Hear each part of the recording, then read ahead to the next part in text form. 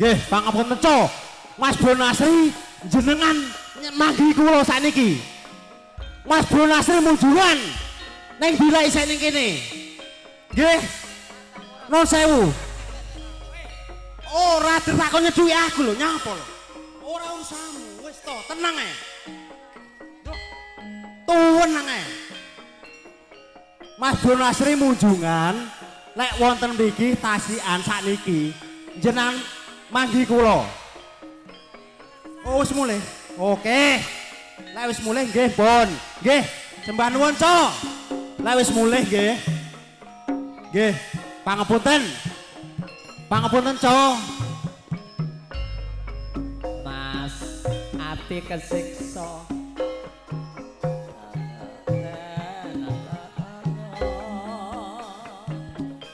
Kowe tega nglarani batinku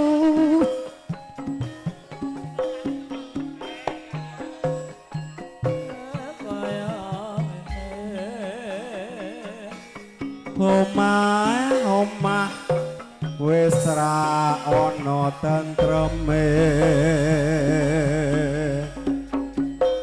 hatiku tansah nelongso udan tangis sasat saben dina tak kondeli tak tresnani ora ngira yen kowe ngapusi nangis hatiku nangis nelongso yen kelingan tresnaku kok gawe lara nangis hatiku nangis kesiksa ninggal aku ngebotne lanangan liya banget aku ora lilo yen sliramu disenggol wong liya nadyan uripmu wis mulya mbok yo eling hatiku kesiksa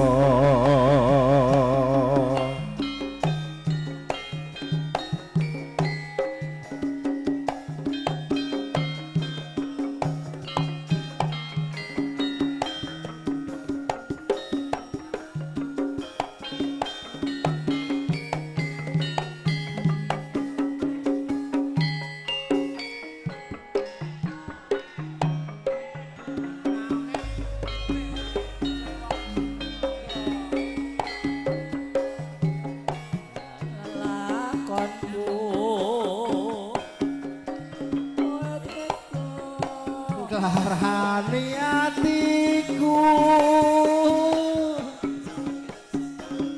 urip tansah kaya ngene omah wis ra ana benere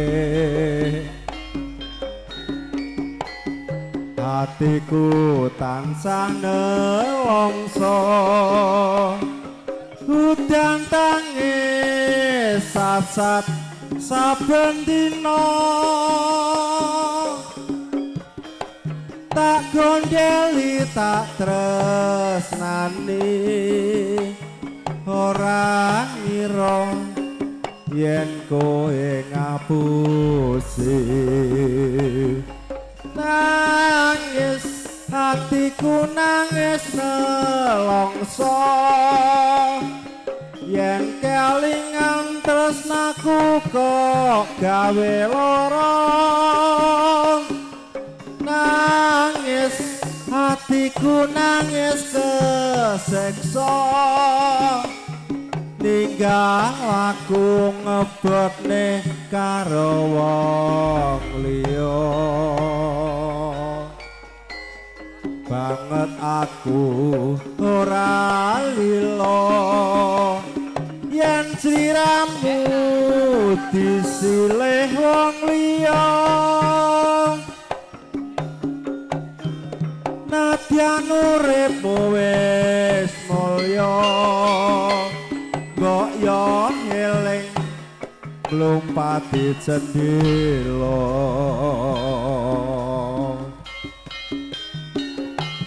monggo nggih gendhengipun pangapunten pun tigang ubeng serada anget lah piye monggo enggal nggih jumeneng nah saiki bonas resik krungu engko tak enteni munjungan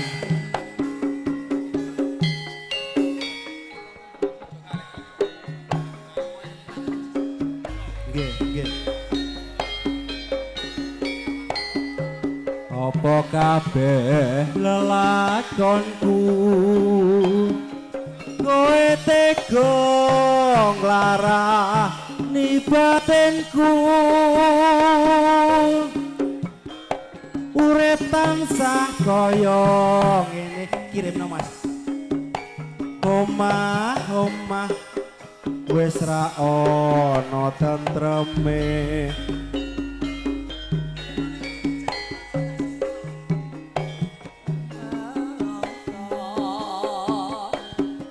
udan tangi sasat saben dina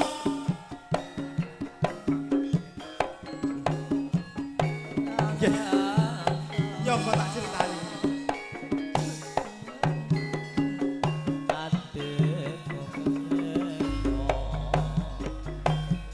nangis hatiku nangis nelongso yen kelingan tresnaku mbok gawe lara nangis hatiku nangis keseksa ninggal aku ngebotne lanangan liya banget aku ora lilo yen sliramu disilih wong liya nadyan uripmu wis mulya mbok yo eling hatiku kesiksa nggih pangapunten Cok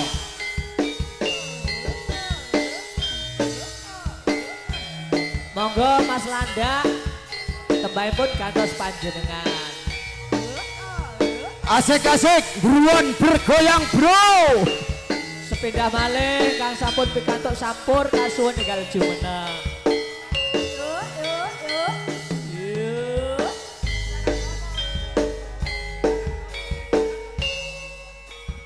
esok kae kowe ning sandingku ngawur gondo arum rembulan kari sak cuwil wis mangklung mangulon mapak tekan ning rino angin esok sumilir nyangkuyung nyawiji ning ati sing ngumbar panginto-into gayo angen-angen kinubeling panjoko tak gandeng tanganmu esok kae mapak dino-dino mrambat saising sewengi bebarengan lumban ning tlaga ning tresna esok kae sumandal ning ati kaya ngobong rasa nalika besaya adoh ninggal aku ijen ing terminal Trenggalek bruwon bergoyang tak gandeng tanganmu esok kae mapak dina-dina prambet saising sewengi bebarengan lumban ning traganing tresno esok kae sumandal ning ati kaya ngobong rasa nalika besaya adoh ninggal aku ijen ing terminal Trenggalek monggo Pak Pak Hartono selingkuh cok.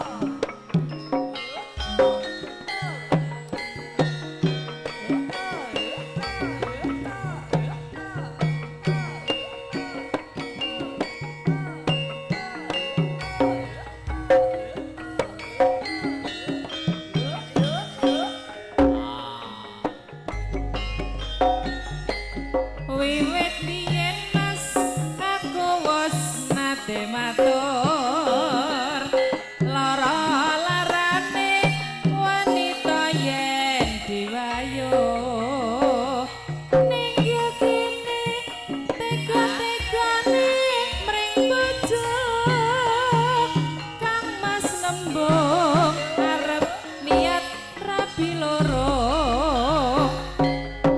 ngene lho jang muregana karepku timbang selingkuh rak pilih becik wayu apa kowe milih seneng tak apusi aku jajan nanging kowe ora ngerti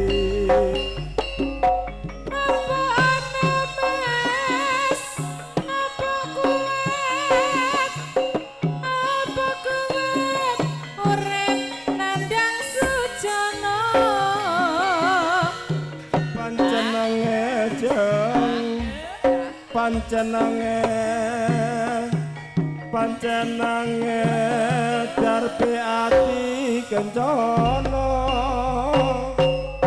apa ana Mas apa ana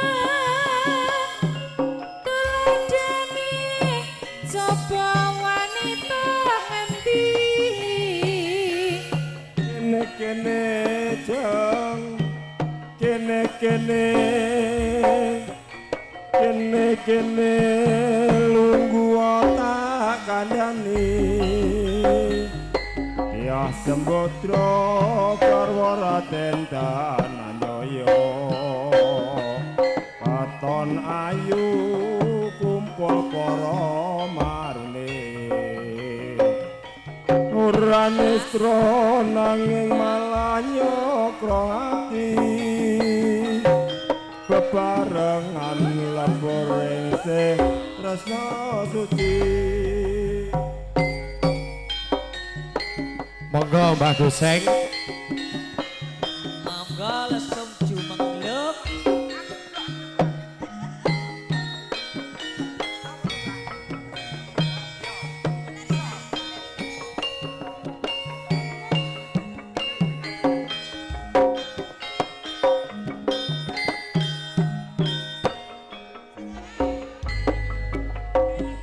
lasung jumengglung sro imbal-imbalan lasung jumengglung maneter manungklung suarane ngebaki sajroning padesan tok tok tek tok tok dung tok tok tek tok dung Sajake katot Kang Umasri. enten apa niku dene sampun dangu di kakak ngaten sakniki njur pinten apa pancen sampun bosen ngongko prasetyamu natan keker walik watu boten badhe lintu nanging kok ngene kadung burine apa ya aku jodone bebasan saumpama kaya ngenteni kumandange selot langking dadine rantang-ranting kaya dijerjing wekasan montang manting ana kang wis kalekan ngumbar katresnan ra mikir bebraya.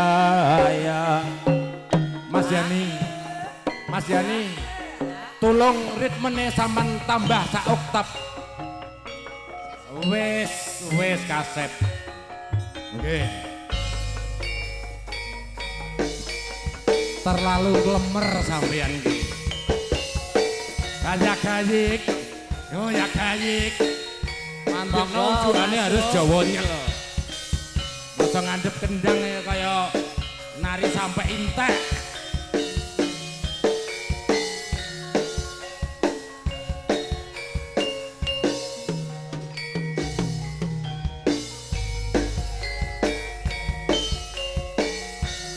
riwayat omah suwung buka cerita wong yen lagi gandrung ana panggonan kang nista aku kowe bisa gandeng rasa pawitan ati suci kono rasa wis nunggal sawiji